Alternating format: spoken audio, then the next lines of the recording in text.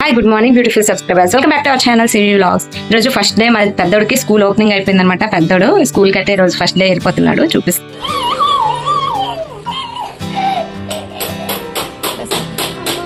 Photo తీస్తాను. Bye చేసే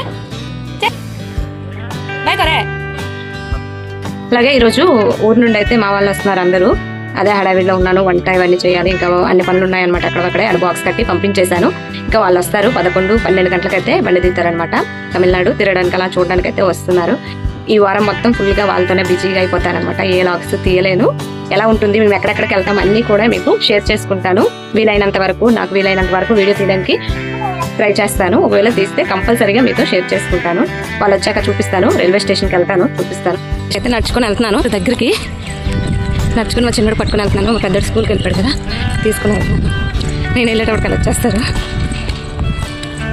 స్టేషన్కి అయితే వచ్చాము. అలా ఎక్కడ ఉన్నారో చూడాలి. బండి వచ్చింది, చూపిస్తాను. ఎక్కడ ఉన్నారు చూడాలి. స్టేషన్ వస్తాను. ఇదిగోండి బండి అయితే వస్తుంది. ఉన్నారు ఇక్కడ. బండి వచ్చేసి ఫ్రంట్కి వెళ్ళిపోయింది. బండి వచ్చింది, కొంచెం లేట్ అయ్యింది బండి. నేనే కవర్కి వచ్చేసాను. ఇదిగోండి వచ్చారు. ఎప్పటి నుండో మా ఇద్దరం చూస్తుంటాం కదా ఎప్పుడు వస్తారనేసి వచ్చారనమాట. ట్రైన్ కొంచెం లేట్ అయ్యింది, ఇద్దరు దిగేశారు. ఇప్పుడు ఇంటికి వెళ్ళి ఫ్రెష్ అప్ అవ్వాలి.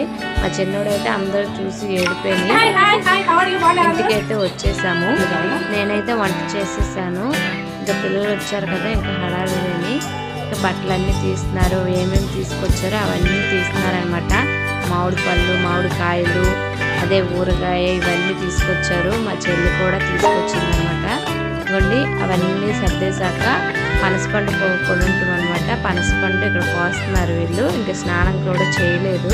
వీడియో 1 month బ్యాక్ అనమాట. అప్పుడు పెట్టలేదు, వీడియో ఎడిటింగ్ చేయడానికి కాలేదనమాట, అందుకనే పెట్టలేదు. వీళ్ళు స్నానం చేయకుండా ఈ పనసపండుతో చూడండి ఏం చేస్తున్నారు.